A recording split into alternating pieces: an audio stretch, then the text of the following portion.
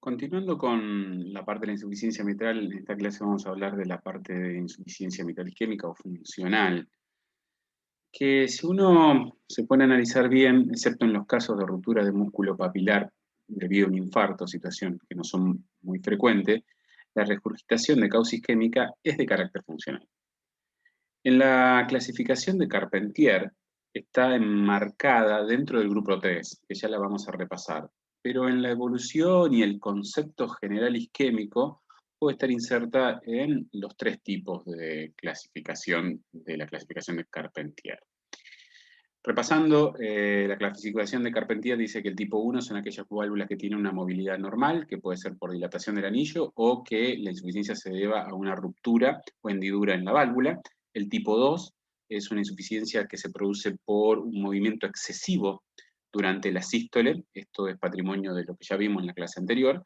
Y el tipo 3 es aquellos fenómenos que se producen restricción en el cierre de la válvula mitral. Y esa restricción puede ser por retracción de lo que es el aparato subvalvular mitral o por una disfunción a lo que es en el músculo. Entonces, repasando, la tipo 1 es la movilidad normal, está dada generalmente por la dilatación del anillo o por perforación y hendidura valvular. El tipo 2 es una movilidad excesiva, está dada generalmente por la degeneración mixomatosa. La tipo 3A, que es una movilidad restringida por retracción, esa retracción es tanto en sístole como en diástole, generalmente por engrosamiento de las válvulas, retracción del aparato subvalvular, que la patología predominante es la enfermedad reumática. O la movilidad, una alteración en la movilidad, restricción en la movilidad tipo 3B, es por una dilatación del ventrículo con fenómeno de tethering de las válvulas, desplazamientos papilar, dilatación ventricular, que genera un mecanismo de cierre defectuoso. Repasando de vuelta la parte de anatomía, vamos a resaltar que la valva posterior de la mitral está en relación con el tejido muscular inferior, es decir, la parte muscular del anillo, que genera cierre por la contracción y que en los fenómenos funcionales se ve restringido. Es importante resaltar que el anillo mitral no es un anillo plano, sino que tiene forma de silla de montar y que precisamente cuando se produce dilatación y distorsión funcional del aparato mitral, esa configuración adopta así una configuración plana y que es importante también resaltar que los músculos papilares dan cuerda tendinosa a ambas valvas, por lo cual cuando hay afectación de la funcionalidad de los músculos papilares o de un músculo papilar, afecta la funcionalidad de los dos velos y a su vez de múltiples segmentos dentro de los velos. Repasando importantemente, las cuerdas tendinosas son de primer orden que van los bordes libres, que evitan la eversión, la de segundo orden es adhieren al cuerpo y eso previene el prolapso. Muchas veces están comprometidas estas cuerdas en los fenómenos funcionales y las de tercer orden que salen de la pared lateral o inferolateral del ventrículo izquierdo y que se insertan en el anillo y que tratan de preservar la geometría. ¿Qué es lo que pasa en las insuficiencias mitrales funcionales o isquémicas? Lo que pasa básicamente es un desplazamiento lateral y apical del músculo papilar. Eso genera que haya tensión en las cuerdas y que el mecanismo de cierre de la válvula mitral en sístole esté restringido y se produzca por debajo del anillo mitral. Entonces, eso genera habitualmente que se forme lo que se llama tethering force o fuerza de fijación o de restricción en el cierre, dado por ese desplazamiento del músculo papilar, que como ese músculo papilar da cuerdas tendinosas hacia ambas valvas, el compromiso generalmente es de ambas valvas y que nosotros tenemos fuerzas de cierre que están dadas por el desplazamiento de los músculos papilares que se producen en estos fenómenos, la dilatación ventricular y esfericidad del ventrículo izquierdo, la dilatación que también sucede del anillo mitral, y también tenemos fuerzas de cierre que habitualmente generan cierre en la válvula mitral y disminuyen o impiden la regurgitación, pero que en estos casos pueden estar debilitadas, como puede ser una reducción en la contractilidad del ventrículo izquierdo, una disincronía en la contracción, ya sea del ventrículo izquierdo como del músculo papilar, de los músculos papilares, y una reducida contracción anular en la parte inferior del anillo mitral. Entonces, el cierre de la válvula mitral es un proceso dinámico en lo cual se oponen dos fuerzas. Una es la fuerza de fijación, que deriva de los músculos papilares y de las cuerdas, que llevan a las valvas a alejarse del orificio valvular y su cierre sea basal al mismo. Y las fuerzas de cierres, que están generadas por la contracción ventricular, que hacen que ese orificio mitral se cierre.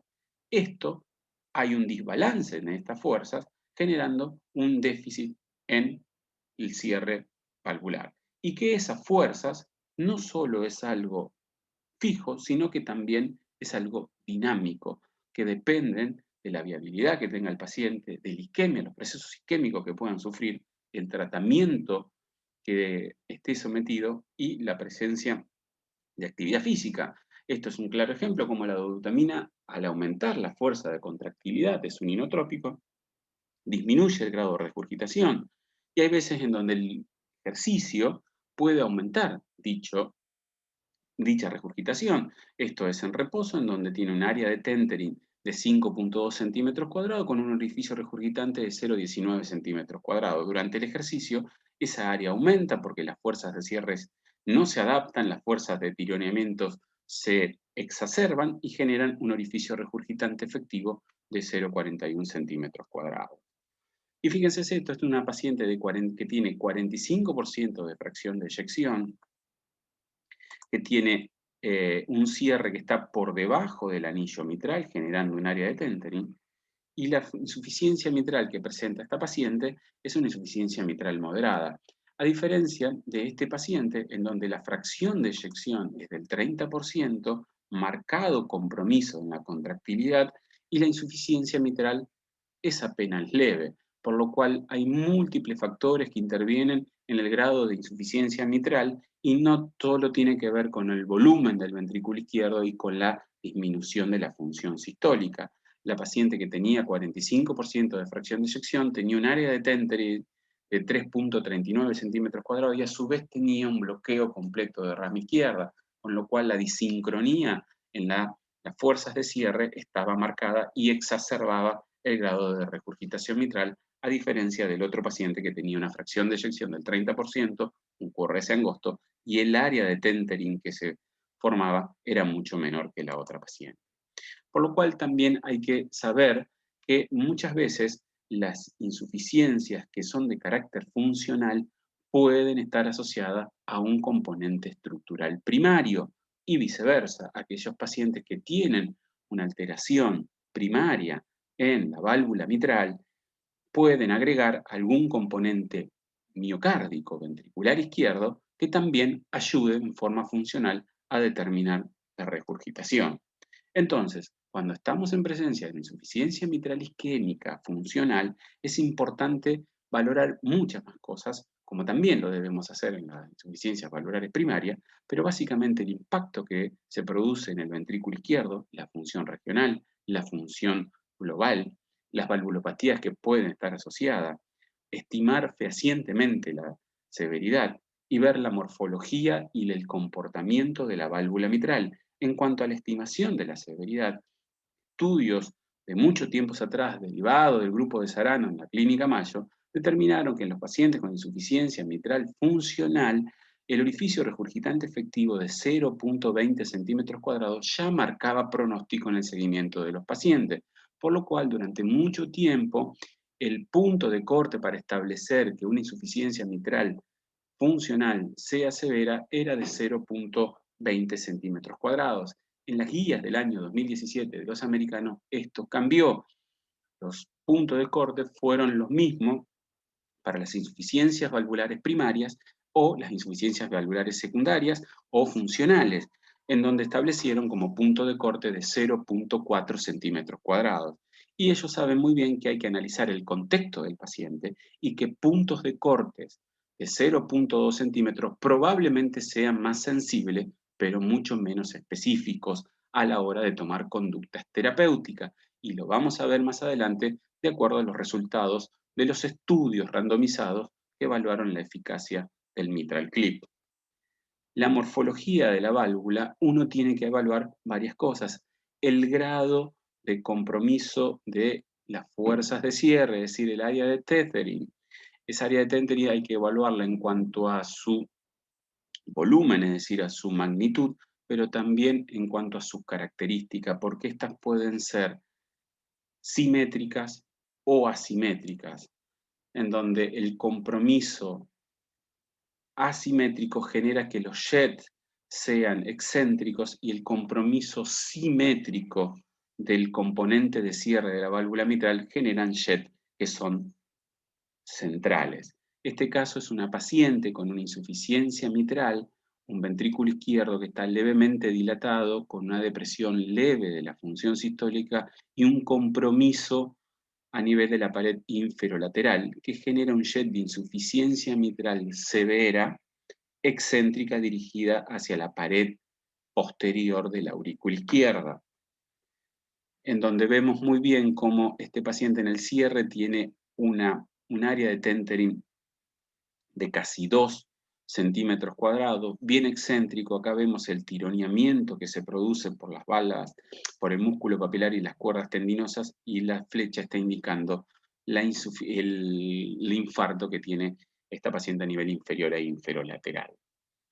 Este es un paciente que tiene una miocardiopatía dilatada con un compromiso ya global, un remodelado esférico, pero fíjense que a pesar de tener un componente global, el paciente tiene una clara secuela inferior e inferolateral asociada también a trastornos en la otra región, pero determina un área de tethering marcada de casi más de 5 centímetros cuadrados de componente excéntrico y un jet de insuficiencia que se dirige hacia la pared lateral.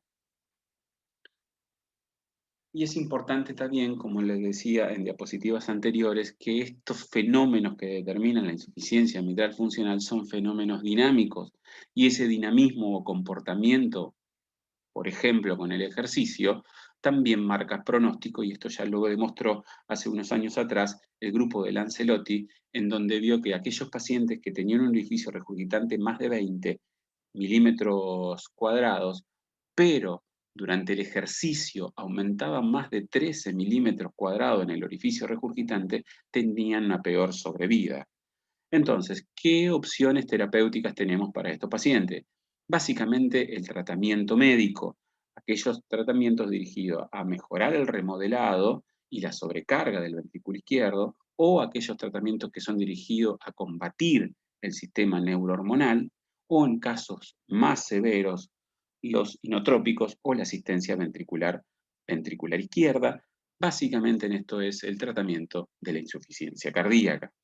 El tratamiento eléctrico a través de la terapia de resincronización genera beneficios en estos tipos de pacientes, ya que disminuye el área del orificio regurgitante. ¿Por qué? Porque mejora la sincronía de contracción ventricular izquierda y la sincronía de contracción entre los músculos papilares, llevando a una disminución del orificio regurgitante, aumentando los parámetros de contractilidad y los parámetros de función sistólica, que llevan a una disminución en la tasa de regurgitación.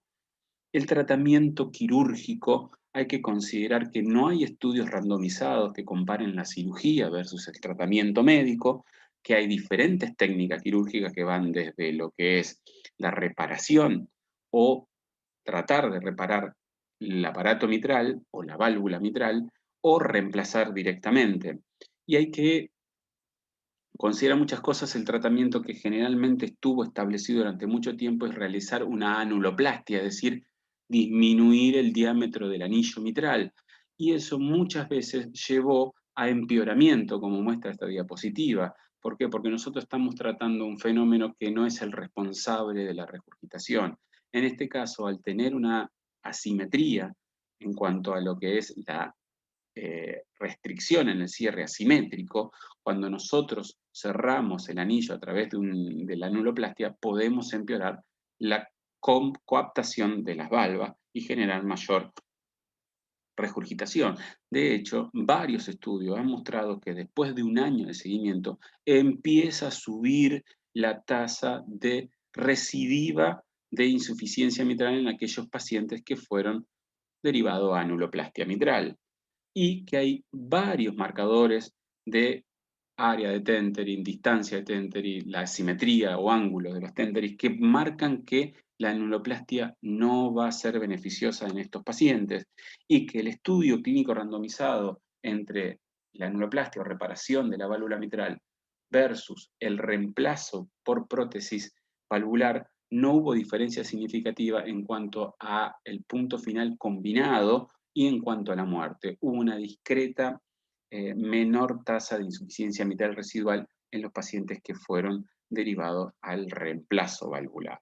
Y que existen variadas técnicas, como puede ser, como le había dicho, las cuerdas de segundo orden que van en el cuerpo de la válvula mitral pueden estar tensionadas y generar los mecanismos de tensión para un defectuoso cierre.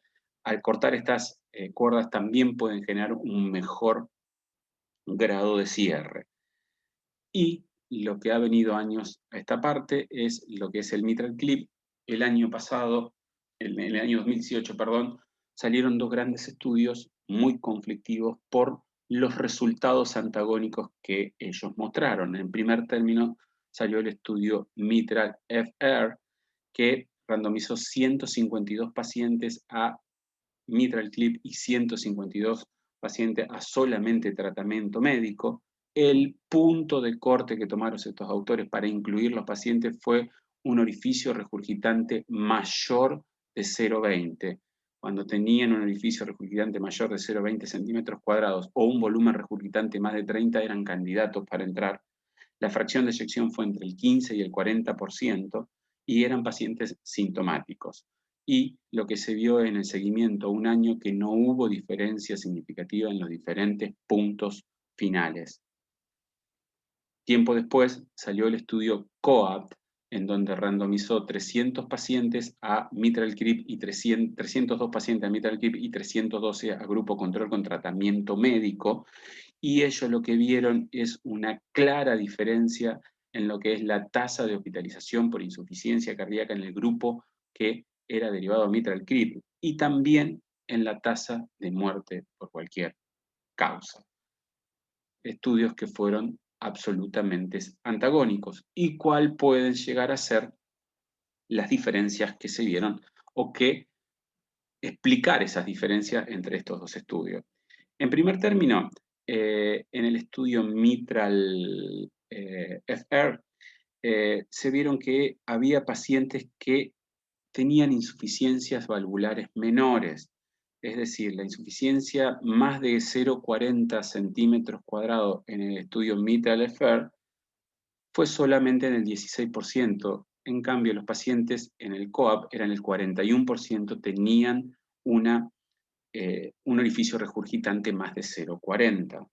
Por otro lado, si vemos el promedio de orificio regurgitante en el Mitral FR y el COAP es mucho mayor. A su vez, en el COAP, los volúmenes de fin de diástole eran sensiblemente menor que en aquellos pacientes del estudio Mitral FR. Y la función sistólica, la fracción de eyección, fue similar en los dos grupos. Otra de las cosas que pueden explicar los diferentes resultados es la tasa de complicaciones por el procedimiento, que en el Mitral FR fue de 14,6% contra 8% en el COAP. Y la tasa o el porcentaje de insuficiencia mitral moderada severa post procedimiento fue casi el triple en el estudio Mitral FR en comparación con el estudio COAPT. Entonces, probablemente la explicación para estos resultados disímiles podría ser que fueron pacientes diferentes. El COAPT fue un estudio en donde fueron más pacientes con insuficiencias mitrales más severas, pero con menor volúmenes de fin de diástole de los ventrículos. En cambio, el Mitral FR fueron pacientes con menos gravedad en cuanto a la regurgitación mitral, pero ventrículos mucho más grandes. Y otra de las explicaciones puede ser la tasa de complicaciones y de éxito que tuvieron ambos estudios. Entonces, de ahí salió la posibilidad de ver de quién pueden ser realmente beneficiados por un mitral clip. Básicamente serían aquellos pacientes que presentan volúmenes de fin de diástole menores, no tan elevados, una fracción de eyección no tan deteriorada, pero que tienen verdaderas insuficiencias mitrales severas. En cambio, sería poco beneficioso o no sería beneficioso en aquellos pacientes cuya insuficiencia mitral no sea tan marcada y a su vez tengan ventrículos muy dilatados. De ahí surgió el concepto de la insuficiencia mitral funcional proporcionada y desproporcionada para el tipo de ventrículo.